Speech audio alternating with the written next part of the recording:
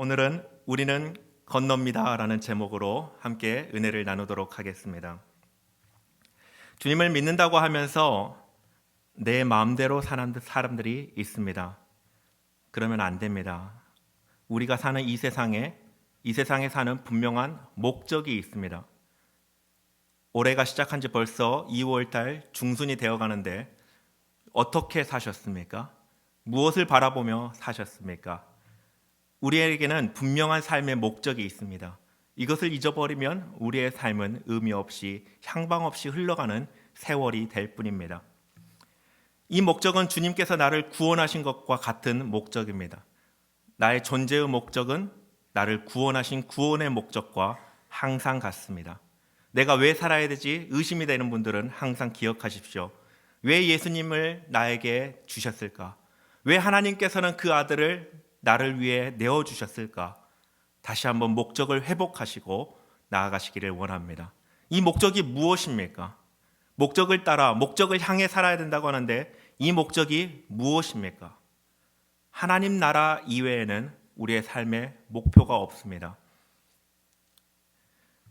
믿음으로 산다는 것은 바로 하나님 나라를 이루어가고 지향하는 삶을 의미해 줍니다.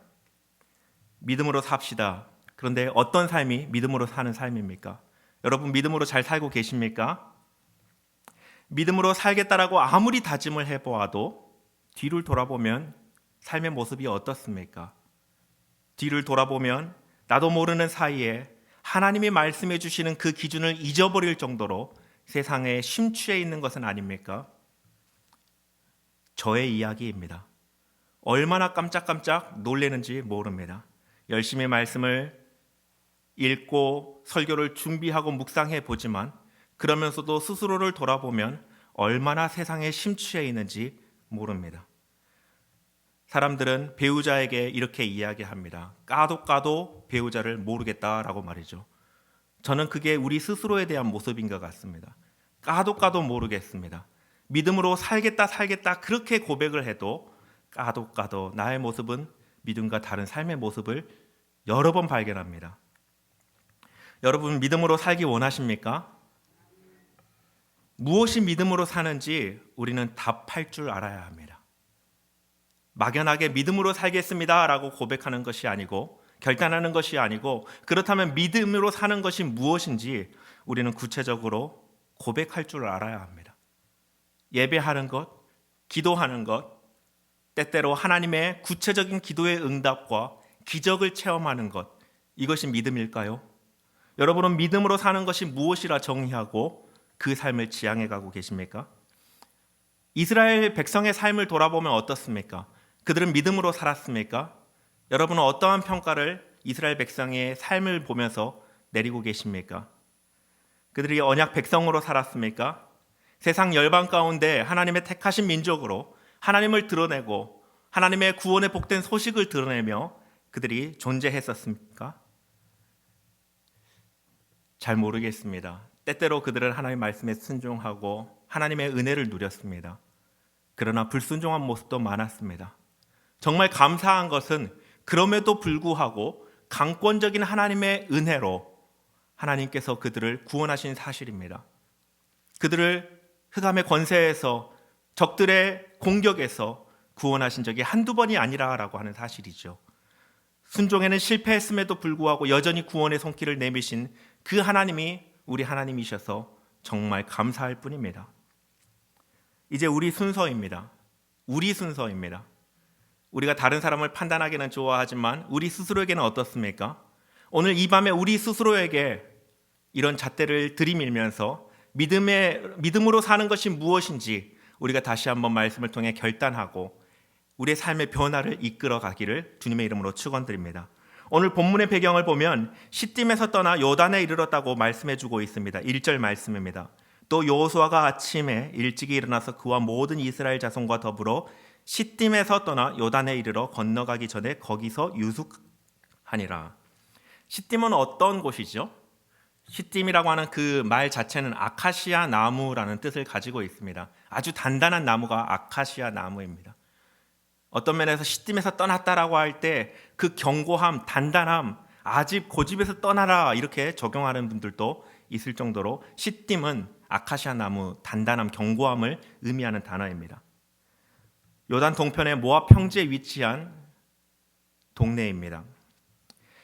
이스라엘 백성이 시딤에서 머무를 때에 그 백성들 가운데 두 가지 측면이 나타났습니다. 하나는 거룩한 모습이고 또 하나는 방탕한 모습입니다. 먼저 거룩한 측면을 살펴보면 민수기 26장에 나타나는데 제2차 인구조사를 하지요. 인구조사하는 것이 바로 시딤에서 이루어진 일입니다. 인구조사가 왜 필요합니까? 출애굽을 시작하고 또 출애굽을 마치면서 인구조사를 하게 되는데 이 인구조사가 왜 필요합니까? 왜 이 민수기 26장에 가나안을 들어가기 전에 인구조사가 필요합니까? 하나님께서 이스라엘 백성 지파대로 필요한 땅을 주시기 위함이죠.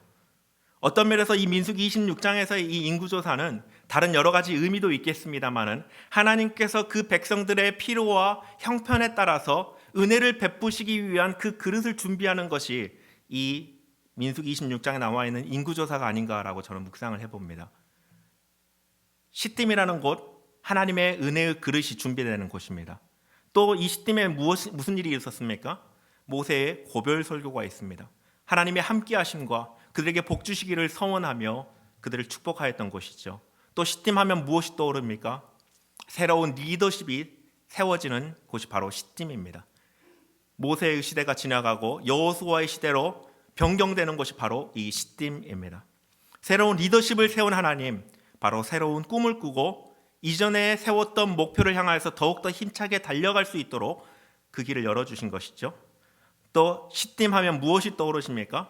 오늘 본문 바로 앞장에 나옵니다. 2장에 나타나는데 정탐꾼을 보낸 곳, 여리고의 정탐꾼을 보낸 것이 바로 시딤에서 일어난 일입니다. 하나님께서 그들에게 준비해 놓으신 그들을 약속의 땅으로 그 언약을 이행하기 위한 준비하는 그 자리가 어떻게 준비해 오셨고 그들에게 그것을 알려주시고 바로 그 약속의 땅으로 인도하시는 그 길목이 바로 시딤입니다. 반면에 시딤에는 방탕한 측면도 있습니다. 민수기 25장에 나와 있는데요. 이스라엘 백성에게 모압 여인들이 와서 유혹할 때에 그들은 그 유혹을 반겼습니다. 그리고 그들과 함께 음행하고 그 우상들을 섬기고 절하였던 모습이 나타나 있습니다. 거룩한 그곳에 또한 이면의 방탕한 모습이 공존했던 자리가 시딤입니다. 이스라엘 기준으로 말하면 하나님을 향한 자리이기도 하고 세상을 향한 자리가 바로 시딤이라고 하는 이 지역의 특징입니다. 우리 시대는 어떤 면에서 이 시딤과 유사한 점이 있습니다. 우리의 삶 속에서 우리 시대의 삶에서 무엇을 느끼십니까? 코로나를 지나면서 저는 하나님이 우리에게 정말 큰 은혜를 베푸셨다는 것을 깨닫게 됩니다. 온라인을 발전시켜 주셨습니다. 온라인을 통해서 얼마나 많은 혜택을 누립니까? 물론 부정적인 것들도 있습니다. 온라인을 통해서 우리는 이제까지 역사상 가장 발전된 신학과 성경의 지식들을 마음껏 교육받을 수 있는 시대가 되었습니다. 목회자인 저도 해외 나가지 않고서도 컴퓨터를 통해서 마음껏 그런 지식들을 검색해보고 배울 수 있고 또 그걸 통해서 말씀을 더 깊이 연구할 수도 있고 이해할 수도 있게 되었습니다. 그런 길이 열린 것이죠. 또 우리나라에서는 그런 일이 흔하지는 않습니다. 미국에서는 비가 많이 오거나 여름에 비가 많이 와서 우리나라에 태풍과 같은 스톰이 오거나 또 겨울에 눈보라가 심한 눈 폭풍이 오면은 교회가 예배를 드리지 않습니다. 위험하기 때문에 그렇습니다. 우리는 태풍이 와도 예배를 드리는데 말이죠. 우리 신앙이 조금 더 열정이 많은가 봅니다. 그런데 온라인을 준비하다 보니까 코로나 인하여서 온라인 예배를 준비하다 보니까 올겨울에 눈폭풍이 와도 교회들이 예배를 드릴 수 있게 되었다는 사실입니다.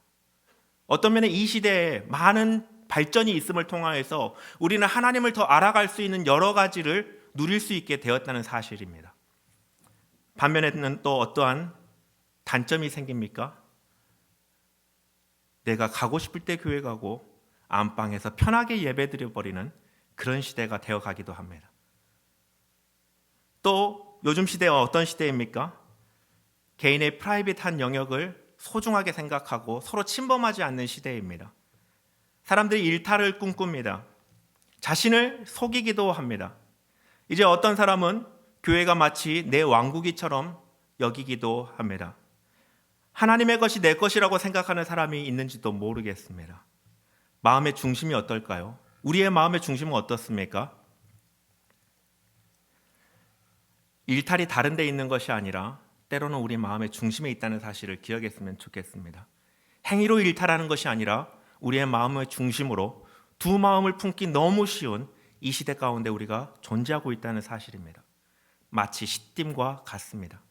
하나님의 은혜를 쏟아 부어주시는 그것을 담을 그릇을 준비하기에 좋은 시대이며 또 한편으로는 하나님을 예배하는 것 같은 그런 모습은 있으나 마음으로 일탈을 꿈꾸고 방황하고 방탕한 삶을 살기에도 좋은 시대가 되어버렸습니다. 사랑하는 성도 여러분, 이 세상에서 떠납시다. 오늘 죽자는 말이 아닙니다. 이 세상을 향하고자 하는 그 마음이 있다면 오늘 이 밤에 우리가 그런 태도를 하나님 앞에 정리하기를 원합니다. 요단으로 떠나야 됩니다. 시딤에 머무르면 안 됩니다. 주님께 한 발, 세상에 한 발, 내가 누리고 싶은 그 모든 것을 누리는 것이 진정한 믿음의 길이 아닙니다. 시딤에 머무르지 말고 요단을 향하여서 떠나는 이 밤이 되기를 원합니다. 그럴 때 하나님이 우리에게 예비해 두신 결론이 있습니다. 3장 17절 말씀 우리 함께 읽겠습니다. 시작.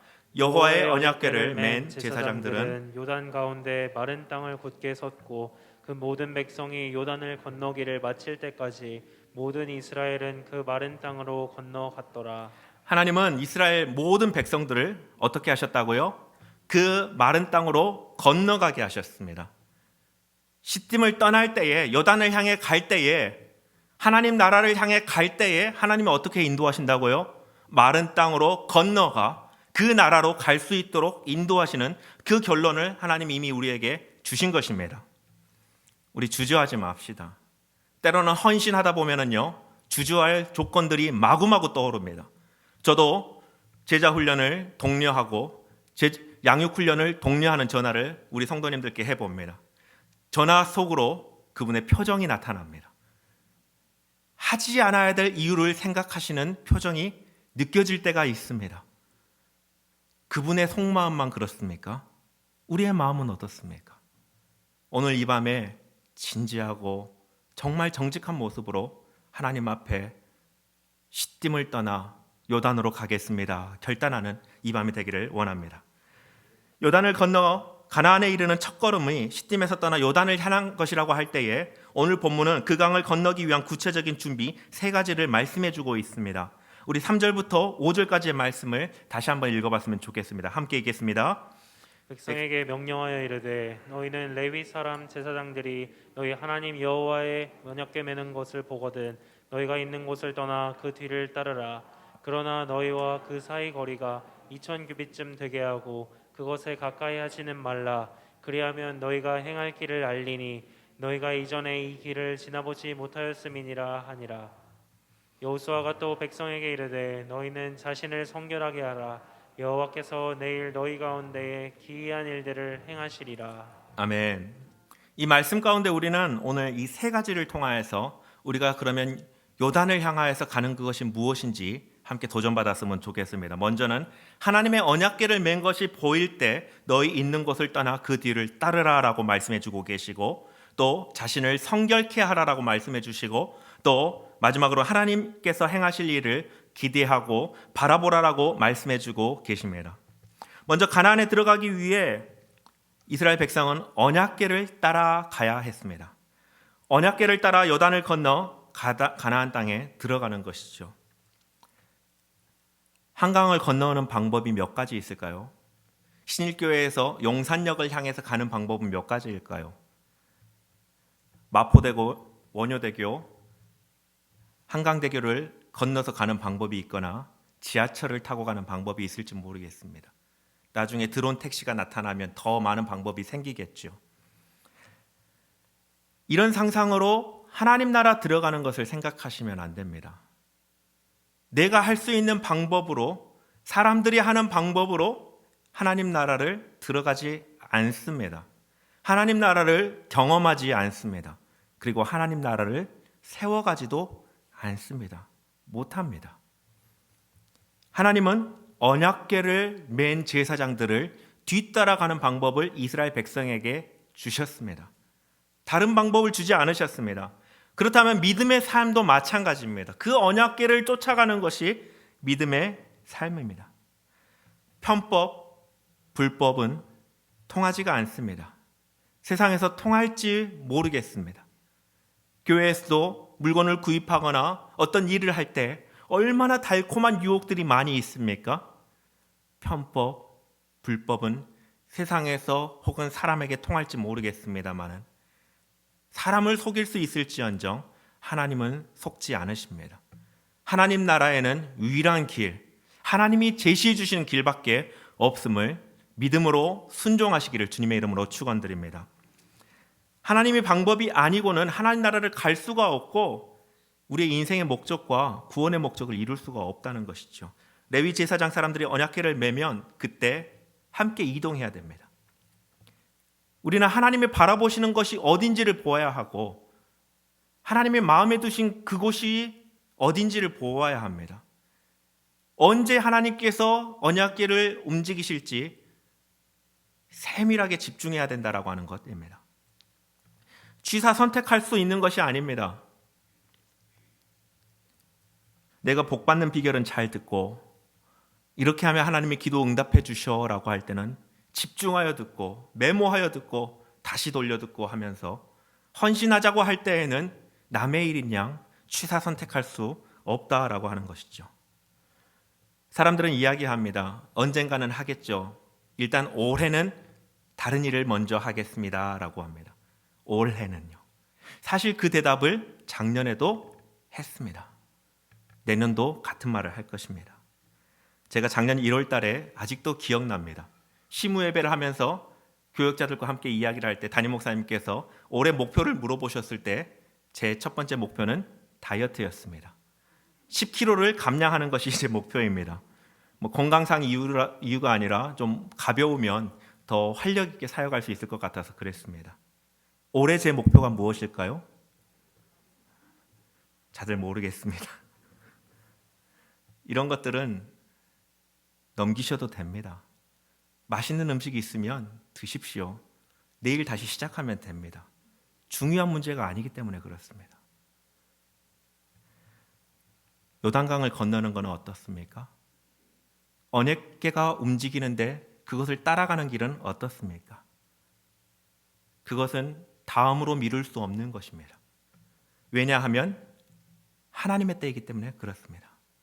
언제 식사 한번 해야지라고 하면은 보통 여러분은 뭐라고 답하십니까? 그래, 우리 언제 한번 꼭 식사하자라고 혹시 답하지 않으십니까? 그 결과 식사하십니까? 안 하십니까?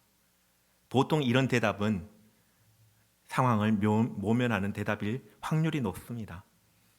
우선순위에서 밀리는 답이죠. 이 대답과 똑같은 답이 있습니다.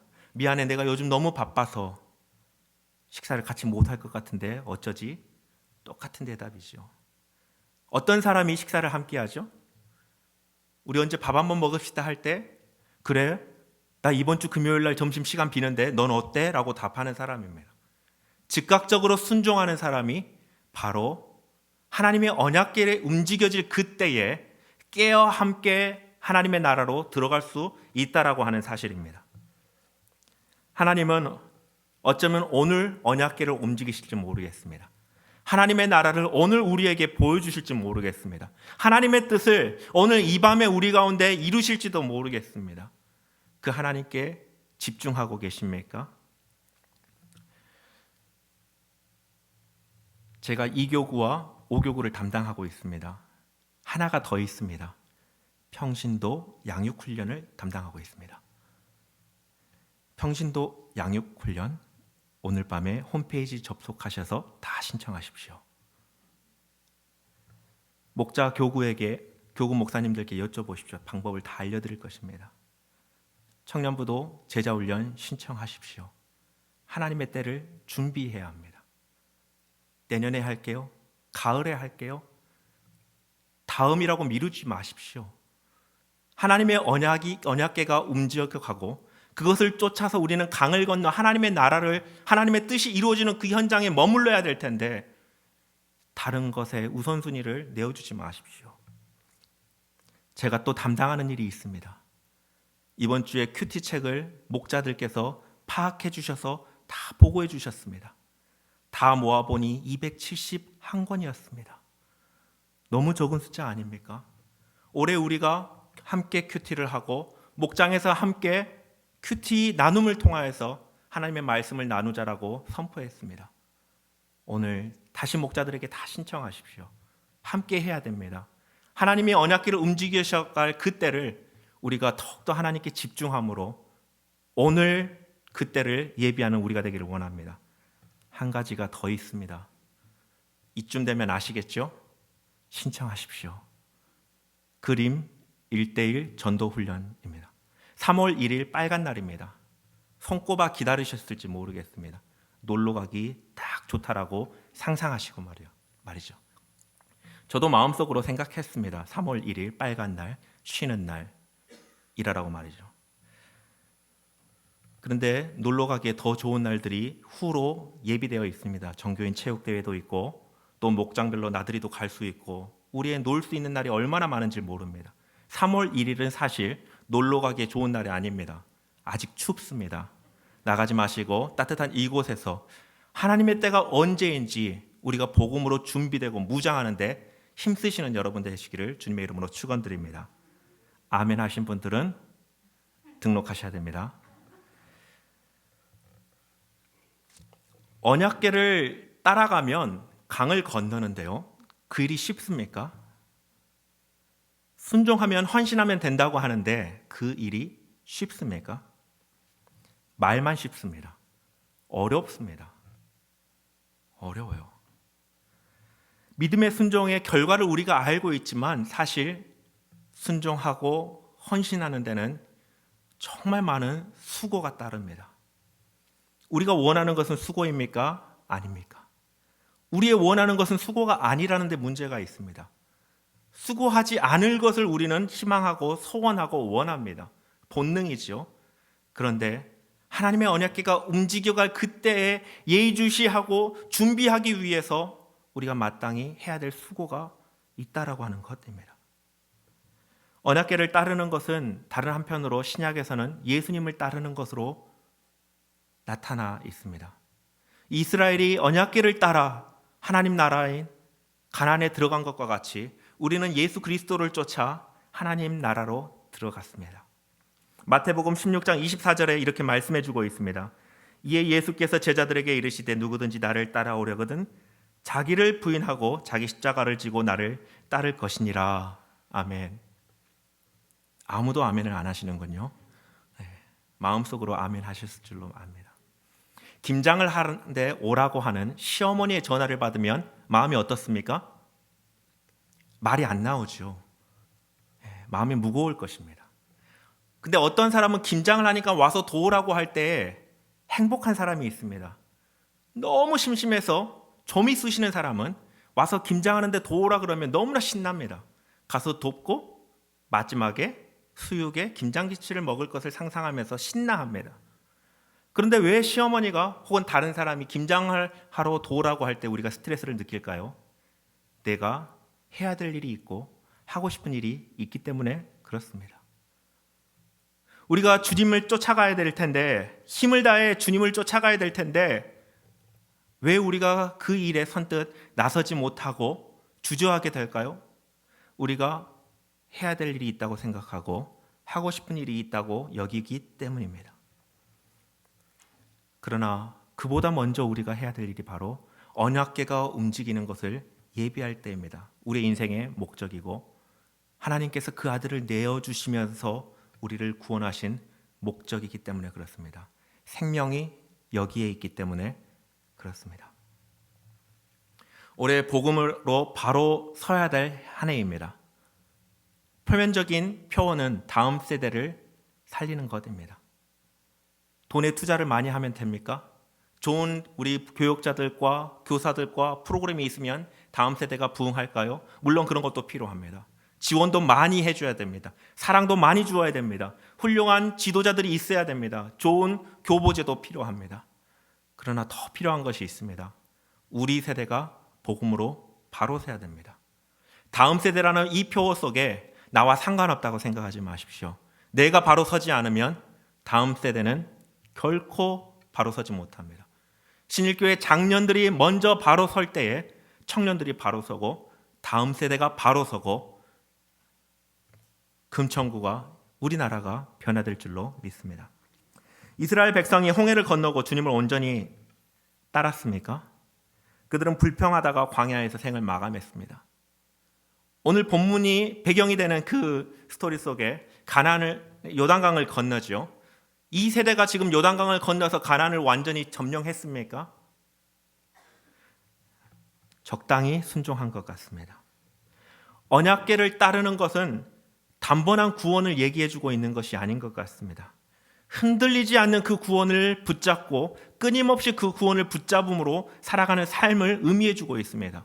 단번에 강을 건넌 것으로 끝난 것이 않고 그 언약궤가 주는 그 말씀을 붙잡고 끝까지 순종하고 나아가는 사람들에게 하나님은 하나님 나라를 맛보게 하십니다.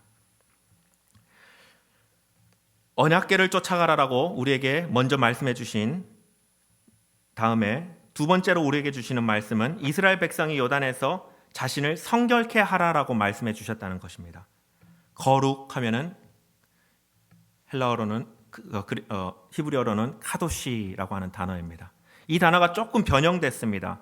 히트카다슈라고 하는 단어로 나오는데요. 이 단어는 그 카도시라고 하는 이 거룩을 반영시키라라고 하는 명령어입니다.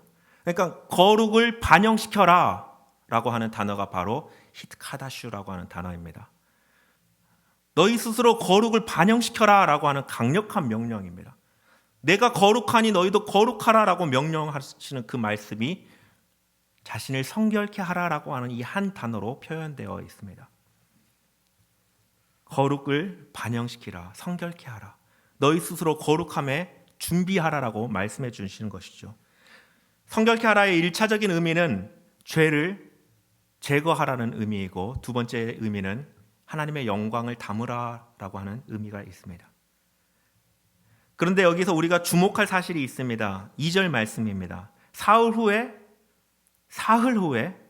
관리들이 진중으로 두루다니며 말씀하고 있습니다. 요단에 이르렀는데 바로 그냥 강을 건너면 될 것 같은데 사흘이란 시간이 여기에 들어가 있습니다. 3일.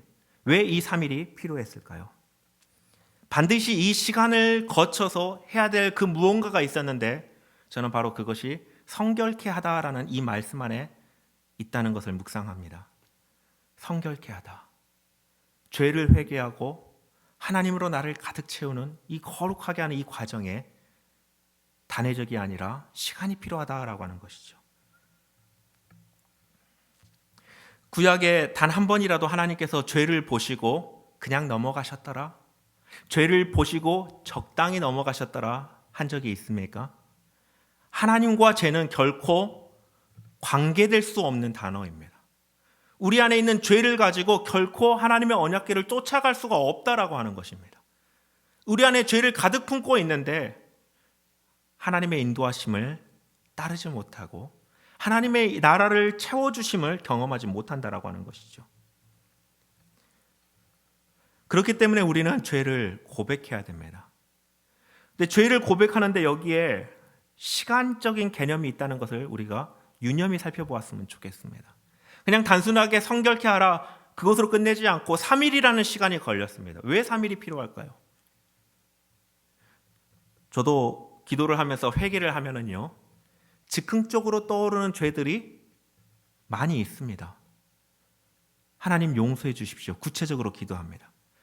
그런데 아이러니하게 그 다음 기도 시간에도 다른 죄가 떠오릅니다. 이것도 역시 까도 양파와 같이 끝이 없습니다. 진정한 회개가 무엇일까요?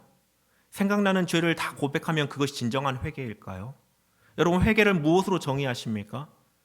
하나님께 돌아가야 될 텐데 관역에 맞지 않는 그 죄 회개하고 돌아가야 될 텐데 무엇이 진정한 회개이고 성결케 하는 것일까요?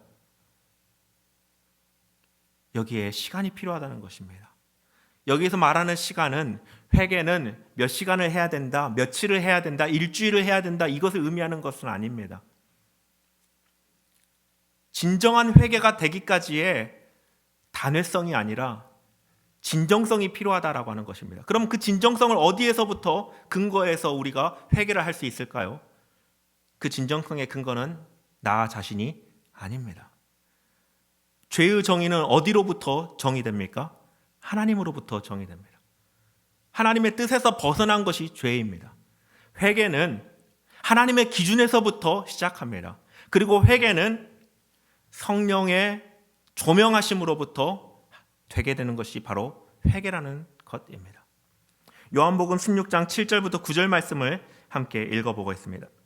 그러나 내가 너희에게 실상을 말하노니 내가 떠나가는 것이 너희에게 유익이라. 내가 떠나가지 아니하면 보혜사가 너희에게 오시지 아니할 것이요 가면 내가 그를 너희에게로 보내리니 그가 와서 죄에 대하여 의에 대하여 심판에 대하여 세상을 책망하시리라. 죄에 대하여 하면 그들이 나를 믿지 아니하며. 누가 죄에 대해서 심판하십니까? 성령께서입니다. 내가 깨달아 회개하는 것이 아니라 성령께서 깨닫게 하여 주시고 회개할 수 있도록 인도하여 주시는데, 그것이 바로 성결케 하다라는 단어가 가지고 있는 뜻입니다. 나의 힘으로 회개하는 것이 아니고 내 생각과 기억을 의지해서 하는 회개가 아니고 성령이 조명하심을 전적으로 수용하기를 힘쓰므로 하는 것이 회개고 거룩을 이루고 성결케 하는 것이다라고 오늘 말씀해주고 있는 것입니다. 저는 그래서 이 3일이라는 단어 안에 성급성을 우리가 버려야 된다라는 것을 발견하곤 합니다. 성급성을요. 우리가 얼마나 쉽게 회개합니까? 기도하면서 하나님 앞에 회개해야 하나님이 더 잘 들어주실 것 같은 마음이 있지요. 회개하면 하나님이 나의 기도를 잘 들어주실 것 같은 마음이 있지 않으십니까? 성결케 하라라고 할 때에 3일의 시간이 필요한 이유는 그만큼 내 생각으로 하는 것이 아니라 진정한 회개가 필요함을 우리에게 말씀해주고 있고, 요한복음 말씀에서와 같이 성령께서 조명하심을 의지해서 나의 죄를 주님께 고백함으로 하나님의 영광이 차지할 공간을, 그릇을 준비하라라고 우리에게 말씀해주고 있다는 것입니다. 아나니아와 삽비라 사건을 기억하십니까? 그들은 주님께 헌신하면서도 죄를 범했습니다. 아이러니하죠? 우리는 회개하면서도 죄를 범할 수 있는 능력이 있습니다. 주님께 회개하면서 죄를 고백하는데 나의 자존심을 앞세우게 합니다. 이 정도면 적당하지라고 비교의식을 갖고 회개하게 합니다. 저의 이야기입니다. 하나님 앞에 회개하면서도 제 자존심 때문에 입으로 고백하지 못하는 경우가 있습니다. 이 정도 회개하면 다른 사람들이 하는 정도는 회개하는 거야 라고 생각을 합니다. 성령이 주시는 생각이 아닙니다. 우리가 회개하며 나아갈 때, 성결하고 싶어서 정말 주님의 은혜를 사모하며 나아갈 그때에도 사단은 우리에게 역사하신다는 사실을 기억하십시오. 끝까지 성령을 의지함으로 우리가 하나님 앞에 성결함으로 하나님이 인도하시는 그때에 준비된 모습으로 나아가시기를 주님의 이름으로 축원드립니다. 마지막은 하나님이 행하신 일을 받아들이는 것입니다. 우리 5절 말씀을 함께 읽겠습니다. 여호수아가 또 백성에게 이르되 너희는 자신을 성결하게 하라. 여호와께서 내일 너희 가운데 기이한 일을 행하시리라. 아멘. 너희 가운데 기이한 일을 행하시리라. 여러분 기대되십니까? 한 분 기대되시나 봅니다. 여러분 2023년도 기대 안 되십니까? 작년 연말에 여러분 어떤 감사를 가지고 하나님 앞에 서셨습니까? 하나님 한 해를 이렇게 기대했는데 이런 열매를 주셨군요. 이런 고백하지 않으셨습니까? 그것이 무엇이었습니까? 올해는 어떤 기대를 가지고 계십니까? 위시리스트 다 가지고 계시죠? 올해 이루고 싶은 꿈과 희망, 결단들이 있지 않으십니까? 10kg 감량, 좋은 집으로 이사, 연봉이 더 많은 것으로 이직, 물론 이런 것들도 유익이 있습니다. 그러나 그것을 위해서 하나님이 아들을 주신 것이 아니지 않습니까? 더 본질적이고 더 근본적이고 더 풍성한 하나님의 은혜를 향한 기대감이 우리 안에 있었으면 좋겠습니다. 하나님은 우리 가운데 기이한 일을 행하기를 기뻐하십니다. 그의 뜻대로 구하기를 기다리고 계십니다. 그의 뜻대로 소망함을 갖기를 기뻐하십니다. 삶이 너무나 힘드십니까? 살려달라고 하기 전에 주님의 뜻이 무엇인지 우리가 우리의 마음의 태도를 주님께 향해 보았으면 좋겠습니다. 세상이 암울하죠. 정치와 경제를 보면 어떻습니까? 교육을 보면 어떻습니까? 동성애에 대한 이슈를 보면 어떻습니까? 재난에 대한 소식을 들으면 어떻습니까? 요즘 나오는 뉴스들 중에 웃음을 줄 수 있는 뉴스도 별로 없는 것 같습니다. 우리가 기도할 때에 가장 먼저 해야 될 것이 하나님이 일하실 거라는 기대와 소망입니다. 2023년도에 하나님이 우리를 통하여서 행하실 기이한 일들이 얼마나 많은지 모릅니다. 저도 조금밖에 모르겠습니다. 너무나 많으실 텐데 말이죠. 그 중에 가장 기이한 일이 무엇일까요? 하나님은 아들을 내어주시기 위해 우리를 살리셨습니다. 우리를 살리시기 위해 아들을 내어주셨습니다.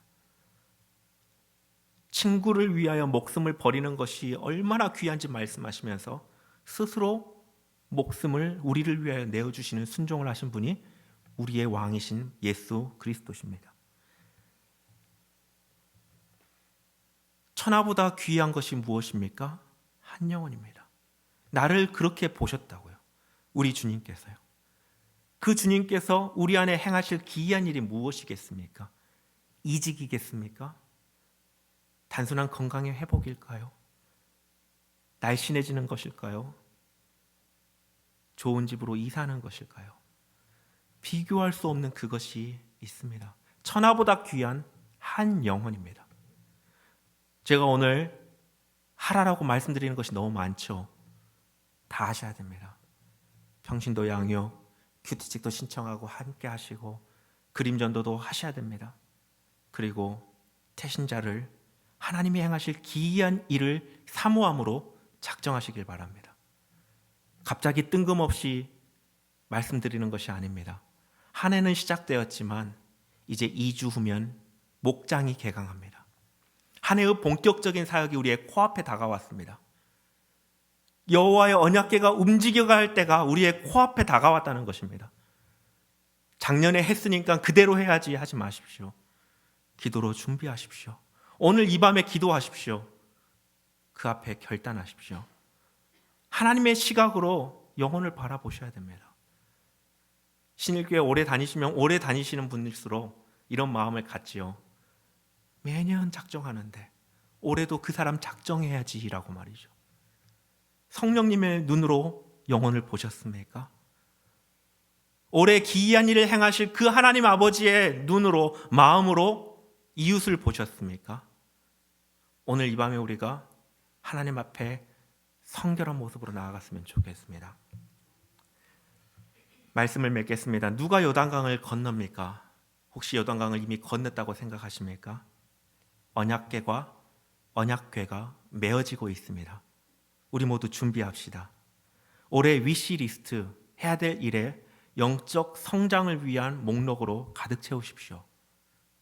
올 한 해 성령의 열매가 우리 모두에게 넘치도록 맺어지기를 주님의 이름으로 축원드립니다. 누가 요단강을 건넙니까? 다른 사람이 아니라 내가 건넙니다. 오늘 이 밤에 이렇게 기도하시길 바랍니다. 하나님, 제가 요단강을 건너가겠습니다. 언제입니까? 언약궤를 옮기실 그때가 언제입니까? 제가 준비하고 있겠습니다. 주님의 때를 준비하겠습니다. 우리가 건너가 하나님 나라를 세워가고 우리가 건너가 그 하나님 나라의 삶을 우리 다음 세대에게 유산으로 물려주는 은혜가 있기를 원합니다. 기도하겠습니다.